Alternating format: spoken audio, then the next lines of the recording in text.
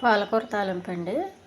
వాటికి కావలసిన పదార్థాలు: కోసి పెట్టుకున్న పాలకూర కడిగి కోసి పెట్టానండి. నానబెట్టిన పచ్చెనగపప్పు, కొద్దిగా ఆయిల్, కొంచెం జీలకర్ర, ఆవాలు, మినపప్పు, ఉల్లిపాయ, పండుమిర్చి.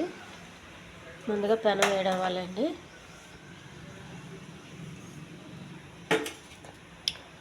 కొద్దిగా ఆయిల్ మీకు కావలసినంత వేసుకోండి.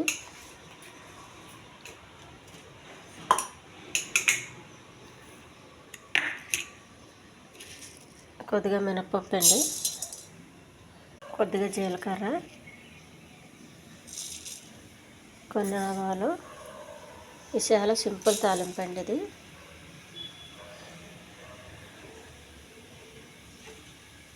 కొన్ని ఉల్లిపాయలండి,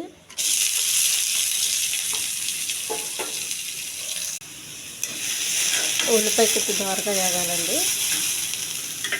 ఈ పెట్టుకున్న శనగపప్పు,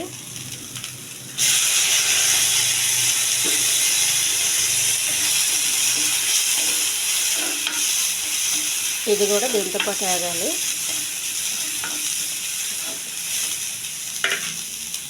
పండుమిర్చి అండి, ఇది కూడా వేగాలి. పండుమిర్చి ఇంట్లో లేకపోతే పచ్చిమిర్చి వేసుకోవచ్చు, ఎండుమిర్చి కూడా వేసుకోవచ్చు. కడిగి పెట్టుకున్న పాలకూర, ఇందులో ఉప్పు కానీ కారం కానీ వేయకండి. పాలకూరలో చాలా ఉప్పు ఉంటుంది కాబట్టి వేసే అవసరం లేదు. కారం అనేది మీ ఇష్టమండి. కొంచెం ఎక్కువ కారం తినేటోళ్ళు కొద్దిగా వేసుకోవచ్చు. మూత పెట్టండి కాసేపు.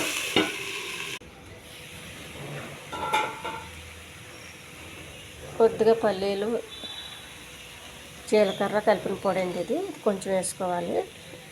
ఈ పొడి ఇంట్లో అందుబాటులో లేనప్పుడు కొన్ని పల్లీలు కూడా చేసుకోవాలి. పిల్లలు బాగా ఇష్టపడి తింటారండి.